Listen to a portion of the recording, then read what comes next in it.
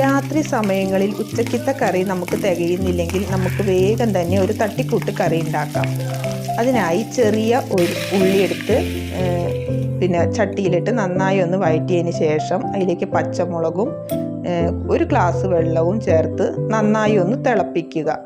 അതിലേക്ക് നമ്മുടെ കയ്യിലുള്ള മുരിങ്ങയുടെ ഇലയാണെങ്കിൽ മുരിങ്ങയുടെ ഇല, ചീരയുടെ ഇലയാണെങ്കിൽ ചീരയുടെ ഇല ചേർത്ത് വെള്ളം അതിൻ്റെ മുകളിൽ നിൽക്കണം.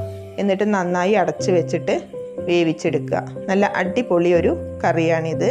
അരക്കുകയും വേണ്ട, ഒന്നും വേണ്ട, പെട്ടെന്ന് തന്നെ നമുക്ക് ഒരു 5 മിനിറ്റിൻ്റെ ഉള്ളിൽ ഈ കറി തയ്യാറാക്കിയെടുക്കാം. നല്ല അടിപൊളി ഒരു ടേസ്റ്റാണ്. ചോറിൻ്റെ കൂടെയൊക്കെ പണ്ടുള്ളവർ ഉണ്ടാക്കുന്ന ഒരു കറിയാണിത്.